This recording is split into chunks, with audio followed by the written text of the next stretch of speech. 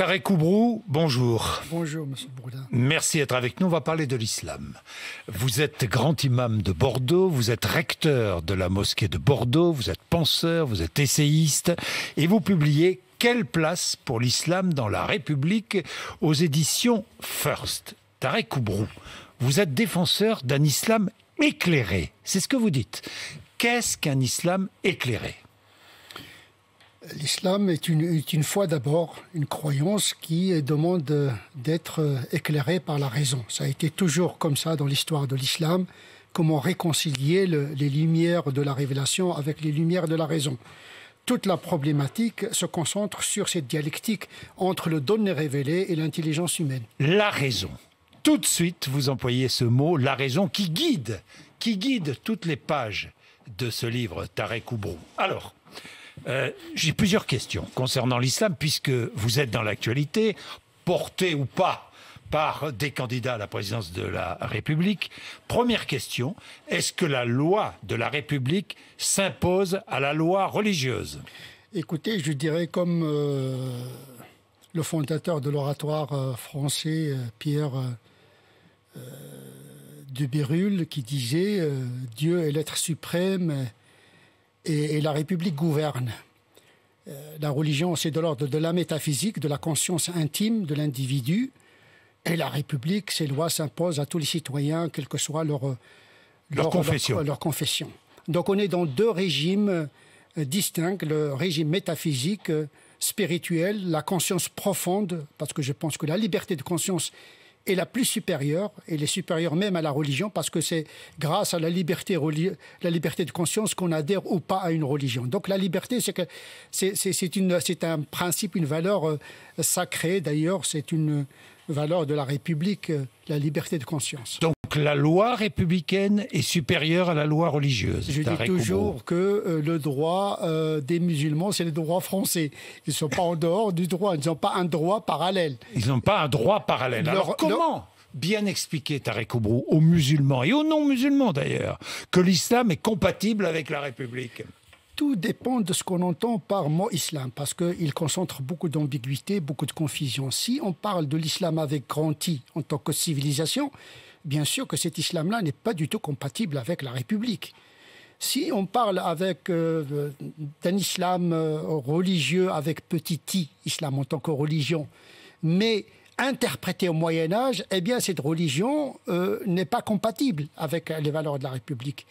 Mais si on considère que cet islam est une foi, un culte, une éthique personnelle, individuelle qui s'exprime dans le cadre du droit français en vigueur et dans le cadre des principes de la République, cet islam existe, est possible. C'est ce que je propose dans mon essai, dans cet ouvrage-là. Voilà.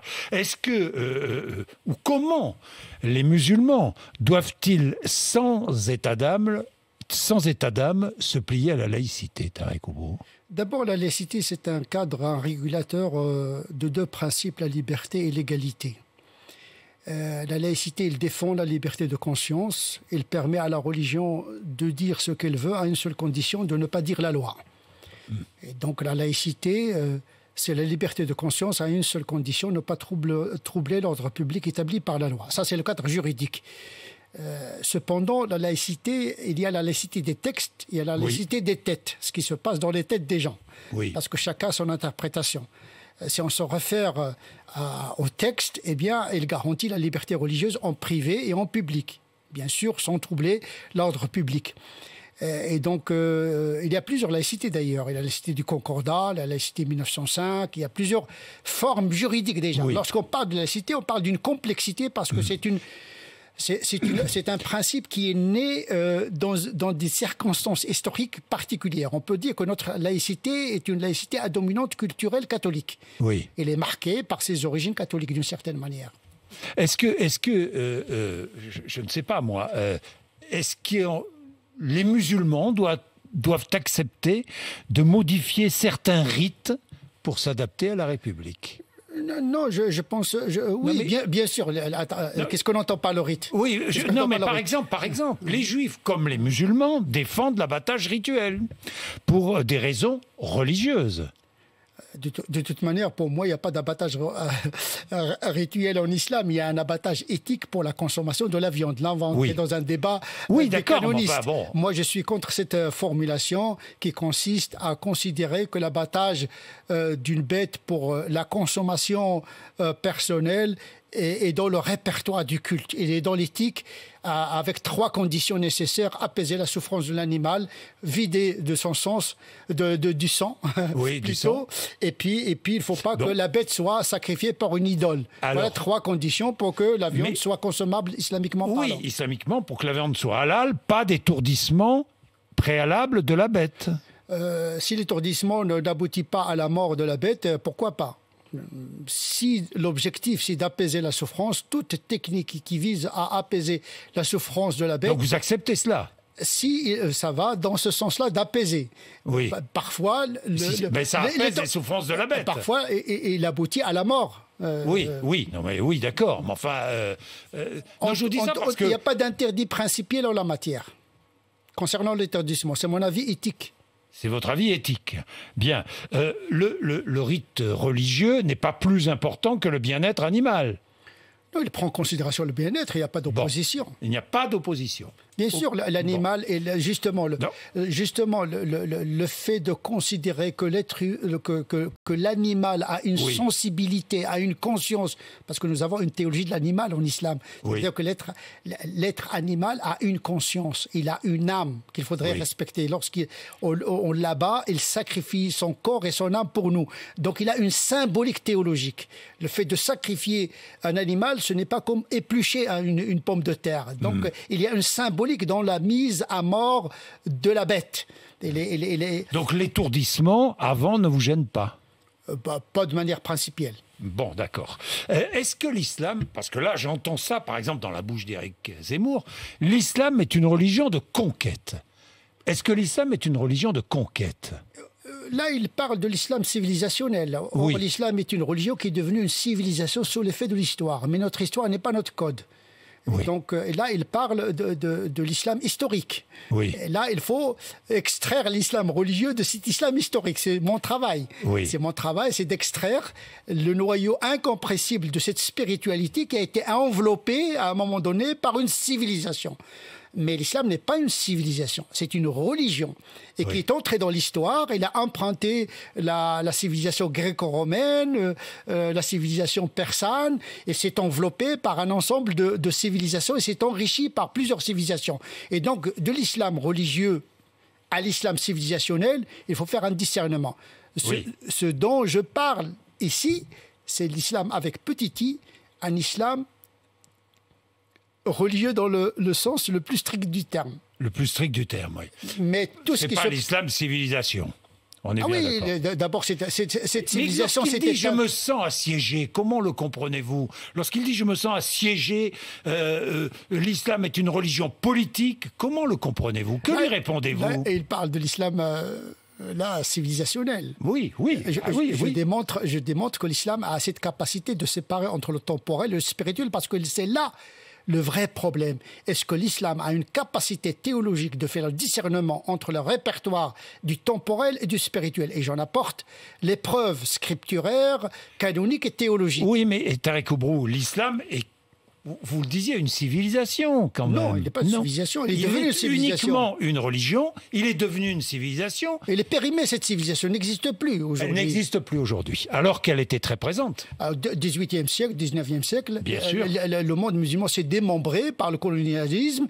Il reste des agitations, aujourd'hui, des violences qui traversent le monde musulman, qui sont le symptôme justement d'une agonie de toute une civilisation. Non, mais d'accord, mais c'est au nom de la religion que certains musulmans commettent des crimes, parfois atroces. Oui, parce qu'ils vivent dans la théologie politique du Moyen-Âge. Donc ça, cet islam du Moyen-Âge ne me convient pas. C'est l'islamisme, ça, l'islam du Moyen-Âge. L'islamisme, il a recyclé la théologie politique du Moyen-Âge, mais de manière sauvage. Dans les années 70-80. Oui, c'est une forme de théologie de libération, contre des régimes très sécularisés, etc. Donc ils ont recyclé un droit canonique de manière très sauvage et inappropriée, ce qui conduit à une violence intellectuelle, puis une violence symbolique, puis une violence physique. Mais pourquoi? Parce que le malaise... À des fins politiques, Non, Tarek Oubrou. parce qu'il y a le malaise civilisationnel qui se répercute négativement sur le rapport à la religion. La crise n'est pas totalement religieuse, elle est civilisationnelle, identitaire. Cette identité instable se répercute négativement sur l'interprétation de la religion. Quand on est frustré, vulnérable, on a un rapport qui n'est pas apaisé avec la religion. Donc il faut faire ce discernement. Moi, en tant que religieux, je dois faire une opération psychologique de sérénité, voire une mystique dans l'approche, de prendre une distance par rapport à l'agitation du monde pour pouvoir penser sereinement à la religion. La religion doit désangoisser le monde. Sa tâche, c'est de servir l'humanité et de ne pas augmenter son angoisse. On a déjà et de rester dans le spirituel et ne pas se mêler du temporel. L'attention vers l'absolu et le vivre avec l'autre. Bien sûr, la religion produit une éthique d'altérité qui permet aux croyants d'œuvrer pour le bien commun, tout simplement. Œuvrer pour le bien commun, mais ne pas se mêler du temporel. Mais il faut faire le discernement. Oui. Un musulman, il est musulman dans sa mosquée. Lorsqu'il est dans son travail, il fait son travail. Lorsqu'il est un homme politique, il fait de la politique. Il ne mélange pas tout. C'est-à-dire qu'il faut séparer les ordres. Le fait d'être dans une mosquée, le fait d'être dans la prière, le fait d'être dans le travail, le fait d'être dans l'économie, ce sont des répertoires qui doivent être distingués. Bien, mais alors comment expliquez-vous que certains commettent des crimes au nom de l'islam? Parce que c'est une interprétation des textes différente, parce que c'est plus qu'une interprétation, une volonté politique, c'est une théologie d'imposer des règles civilisationnelles, si je puis dire. Oui, c'est une théologie qui est devenue une idéologie politique. Et là, c'est une déviation déjà la violence dans la tradition sunnite et même chiite. La violence, c'est le propre de l'État. Avant même Max Weber, c'est pas aux individus et aux groupes d'user de la violence, même légitime. La violence légitime revient à l'État. Et donc ces groupes-là, des individus qui commettent de la violence au nom de la religion, ils sont en dehors de la tradition sunnite et chiite, parce que la violence, elle doit être cadrée par un État. Oui, la violence doit être cadrée par un État et c'est l'État qui doit faire appliquer la loi. Le code pénal, les lois de la guerre, etc. Aujourd'hui, c'est de la criminalité. C'est ce que vous dites quand vous prêchez, c'est ce que vous dites à tous les musulmans qui vous écoutent. Je donne des éléments de discernement. Il faut donner à penser aux gens. Il ne faut pas penser à la place des autres. Il faut leur donner des pensées. Ça, c'est très intéressant. Il faut donner à penser. Il ne faut pas infantiliser les gens. Il faut leur donner des éléments pour se construire et penser. Est-ce qu'aujourd'hui, les musulmans se sentent bien en France? Ils sont à l'image de la France, stressés, crispés. Oui. Et donc, ils sont le produit également de leur contexte français. Et donc, ils sont à l'image de leur société d'une certaine manière. Oui, parce que... Au-delà du vernis islamique qui peut cacher une angoisse universelle partagée par nos concitoyens. Les musulmans sont des citoyens français. Des citoyens français qui sont confrontés aux problèmes du quotidien de tous les citoyens français. Il faut rappeler que les musulmans sont des êtres humains constitués des mêmes codes génétiques que le reste de l'espèce humaine. Ils sont travaillés par les instincts, par les besoins élémentaires, par les lois de la nécessité, par l'économie, par l'éducation, par l'incertitude du futur, etc. Donc effectivement, sauf que certains d'entre eux fuient le monde vers la religion de manière crispée. De manière à crisper. Beaucoup, de plus en plus, ou pas? Non, je pense que la sécularisation fait son effet. De plus en plus, les musulmans s'acculturent, s'adaptent. Au-delà de quelques agitations ici, là. Il y a quand même la volonté, d'imposer certaines règles dans certains quartiers. Qu'attend la République doit appliquer sa loi. Hein. C'est ça le problème. C'est-à-dire que le niqab ou la jeune fille qui ne peut pas aller dans une école parce qu'elle est mixte. Le problème, c'est qu'on vote des lois, mais on n'a pas les moyens de les appliquer. Et ça affaiblit la République. Vous demandez, musulmans, vous demandez à ce que les lois de la République soient appliquées fermement. Parce que ça protège tout le monde. Oui. Y compris les musulmans. Y compris les musulmans. Parce que la laïcité protège la religion d'une autre religion. Elle protège le croyant de la tyrannie communautariste. Et donc la laïcité, c'est la branche... branche... Est-ce qu'elle gagne du terrain, cette tyrannie communautariste, franchement? C'est plus de l'identitaire, du culturel, qui est dû à une politique d'urbanisme qui a consisté à parquer presque, entre guillemets, des gens de même culture, dans le même espace, dans la même géographie, au lieu de diluer cette population dans la masse générale de la France pour pouvoir permettre l'assimilation des musulmans. Vous ne pensez pas que cette pensée extrême, cette volonté idéologique se répand? Il n'a aucun avenir en France. Aucun avenir en France. Aucun avenir en France. C'est ce que vous constatez dans la communauté musulmane. Ça fait 40 ans que je suis là-dedans. Oui. Vous êtes toujours menacé de mort, Tarek Oubrou? Il y a toujours un risque. Il y a toujours un risque. Oui, bien sûr, il y a toujours un risque parce qu'il y a des personnes qui sont très fragiles et qui peuvent passer de manière imprévisible à l'acte. Oui.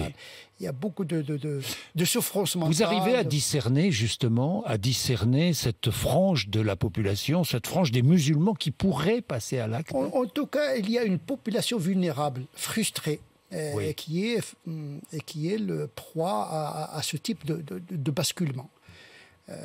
Parce que la situation économique, psychologique, éducative les a fragilisés d'une certaine manière. Est-ce qu'aujourd'hui, dans certaines mosquées, on tient encore des discours anti-républicains Je ne crois pas. Certaines sont fermées, d'ailleurs. Oui, il y a la loi qui s'applique. C'est logique, vous trouvez ça parfaitement logique? Le problème, c'est qu'il y a un discours qui n'est pas forcément fanatique, mais qui pourrait inspirer le fanatisme. Quel discours? Des pratiques piétistes, mais déconnectées de la réalité. Et donc, il y a une tentation de séparatisme théologique par un discours qui isole mentalement le musulman de son environnement. Et à cet égard-là, je développe toute une théologie préventive. Il faut faire attention quand on manipule les textes sacrés, parce qu'on a devant nous des gens qui ne sont pas forcément très lucide. C'est une religion du livre, l'islam. Et donc de l'interprétation. Et donc de l'interprétation des textes. Oui. En tout cas, ce n'est pas le texte qui a gouverné les musulmans, c'est le commentaire et son interprétation. Donc au lieu de chercher ce que dit l'islam, il faut aller demander aux musulmans comment vous entendez comprendre et pratiquer votre religion parmi nous. C'est la question qui se pose. Au lieu de chercher dans un islam métaphysique céleste qui n'existe pas, il faut dire aux musulmans comment vous entendez interpréter vos textes et les pratiquer ici et maintenant. C'est la question qui se pose et c'est la question à laquelle je réponds. C'est pour ça que c'est très très intéressant de lire votre livre, Tarek Oubrou, parce que quelle place pour l'islam dans la République? On comprend que l'islam a toute sa place dans la République. En principe. Pourquoi dites-vous en principe? Il n'y a pas de problème, parce que si toutes les religions se sont intégrées dans la République, pourquoi cette règle cesserait d'être valide avec l'islam? Oui, mais certains musulmans se sentent hors de la République. Même se sentent menacés. Et même certains votent à l'extrême droite ou votent Rassemblement National ou même pourraient voter pour Éric Zemmour. Bien sûr, ils sont à l'image de la société. Il y a des musulmans qui votent pour l'extrême gauche, pour l'extrême droite. Parce que le musulman, à l'image c'est un signe d'intégration de toute manière. Le fait qu'il y a des musulmans qui à un moment donné, les musulmans étaient classés de gauche. Oui. C'est fini cette période-là. C'est fini ça. Oui, c'est fini. Totalement fini. Ce sont de vieux schémas. De vieux schémas. 5 600 000 musulmans, 6 millions de musulmans en France à peu près. À peu près 6 millions. 6 millions de musulmans, donc 6 millions de musulmans. D'ailleurs, il n'y a pas. Est-ce qu'il y a une progression de la religion? Est-ce que il y a une quête spirituelle. Je pense que toutes les communautés sont traversées par ce phénomène de désécularisation, c'est-à-dire un retour à la religion après un moment de sécularisation. Donc, on le voit un peu partout dans le monde. 19e siècle, 20e siècle étaient des siècles de sécularisation. Le 21e siècle va être un retour aux spiritualités, parfois de manière malheureusement sauvage. Les catholiques, ce sera ma dernière question, je voulais vous la poser. Les catholiques de France sont confrontés à une forte question de réflexion autour de la confession et des secrets que viendraient confier à un prêtre des victimes d'abus sexuels ou des auteurs de crimes eux-mêmes. Qu'est-ce que la confession? Est-ce que c'est au-dessus des lois de la République, selon vous? Non, il n'y a que la loi de la République qui s'impose. Que la loi de la République. Bien sûr. Pour toutes les religions. Il n'y a même pas à discuter. Mais oui, c'est la République qui nous rassemble. Si on commence à la segmenter, à la diviser, à ethniciser le droit français, on n'a pas un droit communautaire. Les musulmans, en tout cas, ils n'ont pas de tribunaux confessionnels. À cet égard-là, ils sont plus intégrables théologiquement parlant. Il n'y a pas de confession dans la tradition musulmane. Bien sûr, dans la tradition catholique, il y a la confession, c'est respectable. Mais la loi de la République s'impose aux musulmans, aux catholiques, aux juifs, aux agnostiques, aux athées, à tout le monde. Bien. Ben merci Tarek Oubrou. Merci pour ces messages. Quelle place pour l'islam dans la République? First Edition pour comprendre. Et ça permet de réfléchir à la situation politique actuelle aussi. Merci Tarek Oubrou d'être venu nous voir sur RMC BFM TV. Il est 8h54.